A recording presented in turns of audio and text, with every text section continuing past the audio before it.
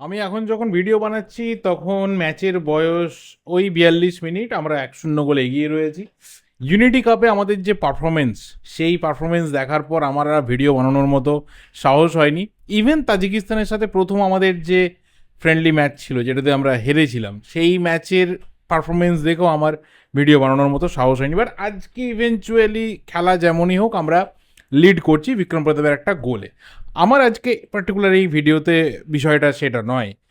বিষয়টা হচ্ছে যে ইন্ডিয়ান ফুটবলের যে রোড ম্যাপ বা ইন্ডিয়ান সুপার লিগের যে রোড ম্যাপ, সেই রোড ম্যাপ এবং 2026-27-এর কী সিচুয়েশন হতে যাচ্ছে প্রায় সবাই আমাদের কাছে জানা। পুরো বিষয়টাকে আরও একবার ইন ডিটেলসে শেয়ার করার জন্যই আমার এই ভিডিওটা। সব মিলিয়ে যেটা ফাইনাল ডিসিশন হয়েছে, যেটা আজকে এএফএফ এর তরফ থেকেও মোটামুটি বিভিন্ন মিডিয়াতে জানানো হয়েছে, যে 15th জুনের মধ্যে পুরো প্রসেসটা কমপ্লিট হয়ে যাবে এবং মোটামুটি আমরা ধরতে পারি যে 15th জুন থেকেই আইএসএল ক্লাবদের যে জোট রয়েছে, আইএসএল ক্লাবদের যে কনসোর্টিয়াম রয়েছে, তাদের হাতে আগামী 2 বছরের জন্য কিন্তু পাইলট প্রজেক্টে ইন্ডিয়ান সুপার লিগ চলে যাচ্ছে। অর্থাৎ আপাতত 2026-27 এবং 2027-28-এর যে আইএসএল, সে আইএসএল কিন্তু পরিচালনা করবে ক্লাব জোট।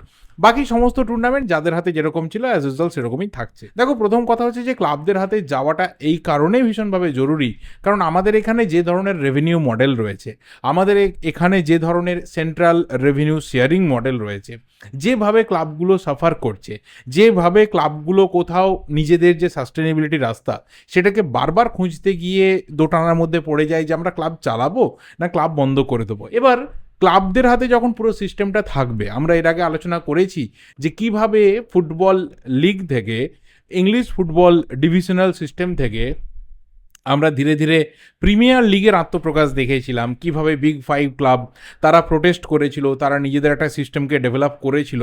সেখানে কোন 3টে মেন জায়গা ছিল যেটার উপরে তারা জোর দিয়েছিল, সেখানে যে পয়েন্টগুলো ছিল, আমার মনে হয় যে আইএসএলের ক্লাবরা যারা জোট শুরু থেকে বাঁধার চেষ্টা করেছিল যে আইএসএল ক্লাবগুলোর হাতেই আইএসএলের কন্ট্রোলটা থাকা দরকার, তারাও কিন্তু প্রায় সেম অ্যাজ ইট ইজ পয়েন্টগুলোকে রাখতে চাইছে।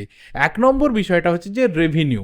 আমরা যে ফুটবলটা খেলছি, ফুটবল যেমন একটা পারফরমেন্সের জায়গা, যেমন একটা এন্টারটেনমেন্টের জায়গা, ঠিক তেমনই কিন্তু একটা বিজনেসের জায়গা। এটা গ্লোবাল, এটা কোনো আমাদের পার্টিকুলার আলাদা বিষয় নয়। তাহলে সেই বিজনেসের জায়গা থেকে ক্লাবগুলো যারা এখানে ইনভেস্ট করছে, তাদের রেভিনিউ কী রয়েছে, এটা তাদের ছিল প্রথম টার্গেট, যে রেভিনিউটাকে আমাদের স্ট্রেনদেন করতে হবে। কোথাও আমরা যে টাকাটা ঢালছি তার একটা পাল্টা আমাদেরকে রেভিনিউ কালেক্ট করতে হবে। 2 নম্বর বিষয়টা হচ্ছে যে টিভি সম্প্রচার, কারণ বারবার আমাদের এখানে এই জিনিসটা নিয়ে টালবাহানা থেকেছে যে কোথায় খেলা দেখানো হবে, কিভাবে দেখানো হবে, কে দেখাবে, কতদিন পরে আমরা হঠাৎ করে কিছু জানতে পারবো, বা কোনো রকম শিডিউল থাকবে কিনা, ইত্যাদি প্রভৃতি বহু কিছু বিষয়। এবং সেই টিভি সম্প্রচার থেকে যে আলটিমেট রেভিনিউটা আসবে, এখানেও কিন্তু সেই রেভিনিউর গল্প, সেই রেভিনিউটা কীরকম হবে, যে ক্লাবগুলোর মধ্যে কীরকমভাবে সেটা ডিস্ট্রিবিউট হবে, কারণ ক্লাবদের জন্যই তো পার্টিকুলার যে টিভি চ্যানেলসগুলো রয়েছে তারা লাভের অঙ্কটা তোলে। আর 3 নম্বর জিনিসটা হচ্ছে যে স্টেডিয়াম থেকে যে টিকিট সেলিং রয়েছে, সেই টিকিট সেলিংয়ে যাতে ক্লাবদের অধিকার সেটা যেন অনেক বেশি করে থাকে, যাতে তারা সেখান থেকে সেই সেলটাকে কাজে লাগিয়ে পরবর্তী সময়ে ক্লাবের উন্নতিতে কাজে লাগাতে পারে। এই কয়েকটা মেজর ব্যাপার রয়েছে, এবং তার সাথে আরও আমাদের যেহেতু ফুটবলটা কখনোই ওই ধরনের দেশগুলোর সাথে কম্পারেবল নয়, আমাদের এখানে আরও অনেক ব্যাপার রয়েছে, গ্রাসরুট ডেভেলপমেন্ট রয়েছে, ইনফ্রাস্ট্রাকচার রয়েছে, ইত্যাদি অনেক কিছু ব্যাপার রয়েছে, সেইগুলো কানেক্টেড রয়েছে। তো সেই কারণেই ক্লাবগুলো বারবার মনে করেছে যে যদি তাদের হাতে থাকে, যেহেতু তারা অন্ততপক্ষে ফুটবলের বেটারমেন্টের জন্য প্রতি সিজনে নিজেদের সব কিছু নিংড়ে দিয়ে একটা টিম তৈরি করার চেষ্টা করে, প্লেয়ারদের পাশে থাকে, সেটা কোভিড সিচুয়েশন হোক, সেটা ট্রাঙ্কেটেড লিগ সিচুয়েশন হোক, যখনই হোক না কেন, সেই জায়গা থেকে ক্লাবদের হাতে পুরো সিস্টেমটা থাকাটা ভীষণভাবে জরুরি। 1 নম্বর ব্যাপার। 2 নম্বর বিষয় হচ্ছে যে এই যে একটা পাইলট প্রজেক্ট চলছে, এই পাইলট প্রজেক্টের একটা বড় মানে অন্ততপক্ষে রিস্কের জায়গা হচ্ছে যে ক্লাবগুলো তারা একটা অন্ততপক্ষে প্ল্যানিংয়ের মধ্যে রয়েছে, বা একটা টাকা তারা এএফএফকে দেবে, কিন্তু যে কমার্শিয়ালাইজেশনটা রয়েছে, যেভাবে কোথাও প্রমোশনের ব্যাপারটা রয়েছে, সেটা কাদের হাতে যাবে? অর্থাৎ এরপর কর্পোরেট সংস্থা হিসাবে এই আইএসএল ক্লাবগুলো কাদের নিয়ে আসবে, বা আদেও কাউকে নিয়ে আসবে কিনা, পুরোটা নিজেদের হাতে রাখবে কিনা, সেই ক্ষেত্রে তাদের হাতে কতটা রিসোর্সেস রয়েছে, কতটা তাদের প্ল্যান রেডি রয়েছে, কতটা তাদের ফিজিবিলিটি স্টাডি রেডি করা রয়েছে, সেটাও কিন্তু আমাদের দেখার বিষয় হবে। কারণ আমরা সেই পুরনো জামানার যে ফুটবল সিস্টেমটা সেটা আমরা বোধহয় ট্রাঙ্কেটেড এই সিজনে অলমোস্ট দেখে নিয়েছি। না তো কোনো রকম কোনো প্রমোশন রয়েছে, না তো কোনোভাবে সেই এন্টারটেনমেন্টের জায়গা রয়েছে। মানে ম্যাচ শুরু হচ্ছে, খেলা হচ্ছে, ব্রেক হচ্ছে, 15 মিনিট যাচ্ছে, আবার খেলা হচ্ছে, খেলা শেষ হয়ে যাচ্ছে। ব্যাস এইটুকু। মানে শুধুমাত্র যেভাবে আমরা আমাদের পাড়ার মাঠে গিয়ে ফুটবলটা দেখি সেটাই হয়েছে। শুধুমাত্র এটা একদম ইন্ডিয়ান ফুটবলের টপ টিয়ার লিগ হিসাবে হয়েছে। এই জায়গাটার বদল হওয়া দরকার রয়েছে, কমার্শিয়ালাইজেশনের দরকার রয়েছে।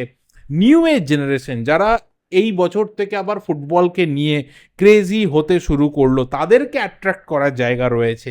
যারা মুখ ঘুরিয়ে নিয়েছিল, যারা মনে করছিল ইন্ডিয়ান ফুটবলে সত্যিই কিছু নেই, তাদেরকে আবার টেনে নিয়ে আসার ব্যাপার রয়েছে। সেই কমার্শিয়ালাইজেশনের জায়গাটাতেও কিন্তু আইএসএল এর ক্লাবগুলোর অন্ততপক্ষে নজর দেওয়া দরকার রয়েছে এবং ডেফিনেটলি তারা দেবে।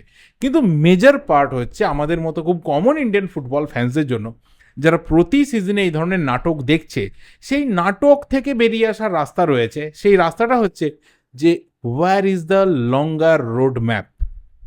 1 বছর 2 বছর ট্রাঙ্কেটেড কিছু একটু করে দিলাম, কখনো সখনো ক্রীড়ামন্ত্রীকে ধরলাম, এইভাবে তো একটা দেশের ফুটবল সিস্টেম চলতে পারে না। মানে চলাটা উচিতও নয়।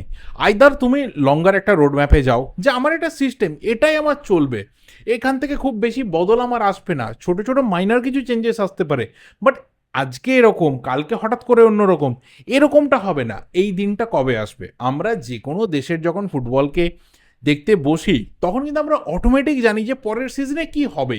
আমরা প্রিমিয়ার লিগে পরের সিজনে কি হবে, লা লিগাতে কি হবে, বুন্দেস লিগা কি হবে, ফ্রান্স, বাকি যারা রয়েছে, জার্মানি রয়েছে, ইতালি রয়েছে, যেখানেই হোক না কেন, বা ছোটো ছোটো দেশগুলো রয়েছে, আমরা প্রত্যেকেই যদি কেউ খবর রাখি, ইভেন আমাদের এশিয়ান কান্ট্রিতে যে ভালো লিগগুলো রয়েছে সেখানেও যখন আমরা দেখি তাদের কিন্তু পরবর্তী সিজনে কি হবে, কোনো ফ্যান্স তারা কিন্তু ভাবে না যে লিগ হবে কি হবে না, কী রকম হবে, ফরম্যাট কীরকম হবে, 7 মাসের হবে না 2 মাসের হবে, কেউ কিন্তু ভাবে না। তারা কিন্তু ভেবে নেয় যে আমার ক্লাব কীরকম করবে, এই প্রপার একটা সিস্টেমে আমার ক্লাব কত ভালো করতে পারে, আরও কতটা ভালো করা দরকার রয়েছে তারা কিন্তু ভাবে। কিন্তু আমাদের এখানের যে ফ্যান্স আমরা রয়েছি, আমরা ভাবি লিগটা আদৌ হবে তো, আমার ক্লাব কি করবে না করবে সে তো পরের কথা, কীরকম টিম হবে, কোন প্লেয়ার আসবে, স্টার সাইনিং হবে কি না, চ্যাম্পিয়ন হবে কি না, রেলিগেশন হয়ে যাবে কি না, কে বেশি গোল করবে, তো পরের ব্যাপার। আগে আমাদের ভাবতে বসতে হয় যে লিগটা হবে তো, আমরা আদৌ ফুটবলটা দেখতে পাবো তো, আমরা লঙ্গার টাইম ধরে ফুটবলটাকে এনজয় করতে পারবো তো, এটা আমাদেরকে ভাবতে বসতে হয়। তাহলে এই জায়গা থেকে বেরিয়ে আসার রাস্তা কি রয়েছে, কি ধরনের স্টাডি অন্ততপক্ষে ক্লাবগুলো করছে, কি স্টাডি এআইএফএফ করছে, কি স্টাডি অন্য কেউ করে রাখছে যারা ইন্ডিয়ান ফুটবলকে হেল্প করতে চায়, আমাদের জানা দরকার রয়েছে। দেখা যাক কতটা এক্সাইটিং কি হয়। 15ই জুনের পর আরও রোড ম্যাপটা ক্লিয়ার হয়ে যাবে এই 2 বছরের পাইলট প্রজেক্টের। কতটা এক্সাইটেড তোমরা অবশ্যই কিন্তু কমেন্ট করে জানিও। আমি আমার যা কিছু বক্তব্য অ্যান্ড ভিউজ রয়েছে শেয়ার করলাম। এই ভিডিওটা এই অবধি, ভালো লাগলে লাইক করো, শেয়ার করো। দেখা হবে পরের এই ভিডিওতে। টিল দেন, যদি চ্যানেলটা নতুন হও অবশ্যই চ্যানেলটা সাবস্ক্রাইব করে বেল নোটিফিকেশন আইকনটা ক্লিক করে যাও। Thank you, goodbye and good night.